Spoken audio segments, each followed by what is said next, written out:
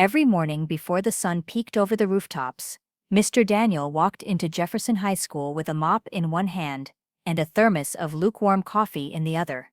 He wore the same blue jumpsuit every day. Quiet, polite, always early, always cleaning. No one knew much about him, just that he'd been there for a few years. He was just the janitor. The students walked by him in the hall like he was part of the wallpaper. Some would laugh and joke about the smell of bleach. Others would carelessly toss trash near his freshly cleaned floors. He never complained, never raised his voice, just smiled, nodded, and kept working. To most kids, Daniel was invisible, a man who mopped floors and scrubbed bathrooms. Nothing more, but every once in a while a teacher might catch him reading a thick book during lunch, or scribbling something in a notebook while sitting alone in the break room. He didn't talk much, but his eyes, kind and thoughtful, had seen a lot. And that was the start of Daniel's story. But something big was about to change. But behind those quiet eyes and slow footsteps, Daniel was carrying a dream no one could see, yet. Most people didn't know that. After he cleaned the last classroom and turned off the lights, Daniel didn't go straight home. Instead, he caught the late bus to the community college across town. 3 nights a week, he sat in a classroom full of younger students, quietly listening, taking notes, and raising his hand only when needed. He had started college years ago, but had to drop out. Life had been hard, money had run out, but he never let go of that dream. Now, at 54 years old, he was finally finishing what he started. He didn't tell anyone at work, not the students, not the teachers, not even the principal. He wanted to finish for himself, not for attention, but keeping up with both jobs was tough. Some nights he didn't get home until 1 a.m., then he'd be up again at 5 to open the school. Tired, sore, but determined. He was working twice as hard, all while being seen as just a janitor. Still, every long night brought him closer to something he had waited for his whole life. It was the spring semester, just a few months before graduation season. Banners were going up, students were buzzing about senior prom, college plans, and the big ceremony. Daniel watched from the background, smiling at their excitement, but no one knew. Daniel was graduating too. Not only was he finishing his degree, but he was also graduating top of his class. He had kept it all quiet, though a kind professor had suggested he walk the stage. At first, Daniel said no. He didn't think anyone would care, but the professor convinced him, "You earned this. Let them see what you've done." So Daniel agreed. He didn't tell anyone at the high school. Not yet. He just circled the date on his calendar and kept going, mopping, wiping, smiling, studying. He never expected that one small mistake would change everything. It all started with a student's spilled coffee and a forgotten notebook. If this part of Daniel's journey touched your heart, give this video a like, leave a comment with your thoughts, and don't forget to subscribe for more inspiring stories. Jefferson High School was a typical place. Red lockers lined the halls. The bell echoed loud and sharp. The lunchroom always smelled like fries and ketchup. It was a school full of noise and movement, and Daniel was part of none of it. He stayed mostly in the background, the gym floor, the science wing, the back parking lot. He made sure everything was clean before the day began and safe before it ended. The teachers barely noticed him. Students passed him every day without a second glance, except for a few kind ones who said thank you now and then. But most days, he was invisible. Until one day, a student named Carter accidentally spilled his coffee all over the floor and left behind a folder full of college applications. Daniel noticed. He wiped the floor clean, picked up the folder, and left it on the main office desk. That's when a secretary saw the top paper sticking out, a list of college courses. "Wait, this isn't from our school," she said. Daniel smiled gently. "Oh, that's mine. I go to night classes." The secretary blinked. "You're a student," and just like that, the first spark lit.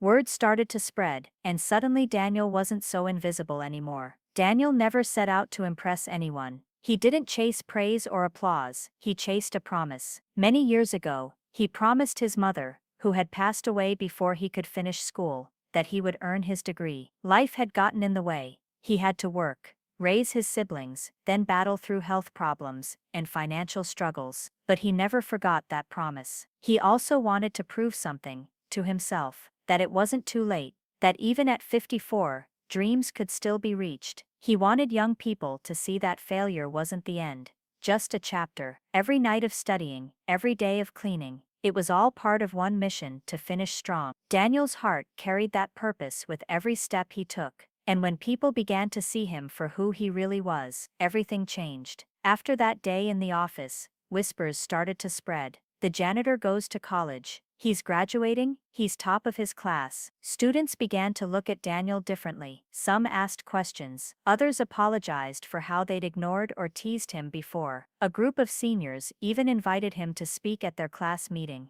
Daniel was nervous but agreed. He stood in front of the students with shaky hands, but a steady voice. I know you all see me as the janitor, and that's okay.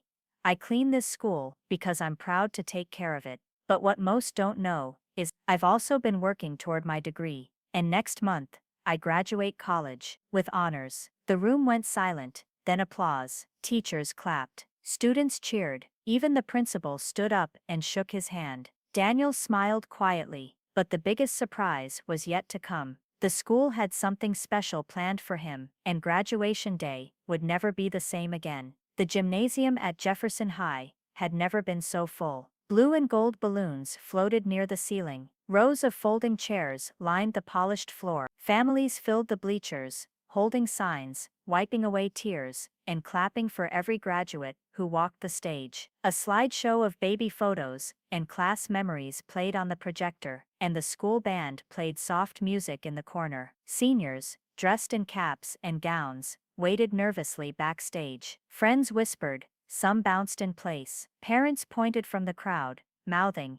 "That's my baby." One by one, names were called. Emily Carson, Marcus Lee, Alejandro Gomez. Smiles, handshakes, hugs. Cameras flashed, but then something unexpected.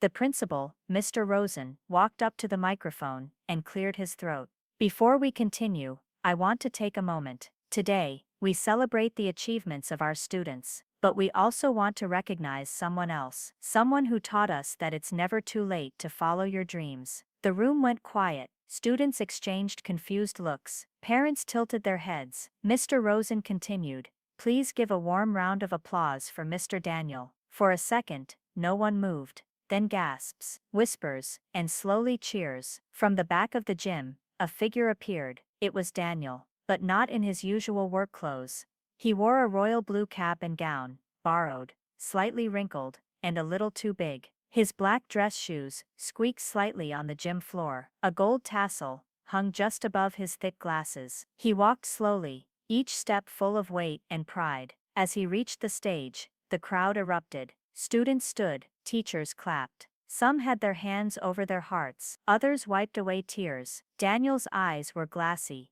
his hands slightly shaking. Principal Rosen handed him a framed diploma. It read, Daniel Everett, Bachelor of Arts in Education, summa cum laude. He was top of his class. All those late nights, quiet lunches with textbooks, and hours of online lectures, this was the moment it had all led to. The janitor had graduated, not just from college, but from being invisible. That day, Daniel didn't just walk across the stage. He walked into the hearts of everyone watching. But what stayed with everyone wasn't just the surprise, it was the message Daniel left behind. After the ceremony, Daniel stood behind the podium. He cleared his throat, holding the mic with both hands. His cap sat slightly crooked on his head, but he didn't care. His voice was soft at first, but full of heart. "I want to thank you all," he began, "not just for this moment, but for teaching me as much as I tried to teach myself." He looked at the students. "You all saw me pushing a mop, walking these halls quietly. But what you didn't see was the man behind the broom. A man who had to leave school young. A man who lost chances. A man who nearly gave up." Silence. Daniel paused, then took a deep breath. "I worked nights. I studied during lunch breaks. I failed tests. I almost quit, but I kept going. Because I believed that dreams don't come with an expiration date, and neither does learning." Some students leaned forward, hanging on every word. "Success," he said, "isn't about age, it's about effort. About trying again and again. It's about seeing the value in every person, no matter what job they do, or clothes they wear." A few parents clapped, then more joined. In every hallway, In every room, someone is carrying something you don't know about. Don't ignore them. Don't look down on them. Listen, respect, and always believe that people can surprise you, even if they wear a name tag. He smiled. Some lessons don't come from books, they come from people, quiet people, people like me. There was a long pause. Then the entire gym stood. Students clapped until their hands hurt. Some teachers had their heads bowed, eyes full of emotion. A few even hugged Daniel after. From that day on, everything changed. Students no longer passed him without a word. They smiled, nodded, said, "Hi, Mr. Daniel." Some even asked about college. Teachers invited him to classrooms to speak. A photo of him in his graduation cap was added to the school's wall of honor. Other schools called, asking if he'd give talks about determination and second chances. Daniel still worked at Jefferson High, but now, he wasn't just cleaning halls, he was inspiring hearts. He became a symbol of quiet strength, of unseen battles, of never giving up, even when no one's looking. Because sometimes, the quietest person in the room is the one with the loudest lesson to teach. If Daniel's story moved you, give this video a like, leave a comment about someone who inspired you, and subscribe for more true stories that warm the heart.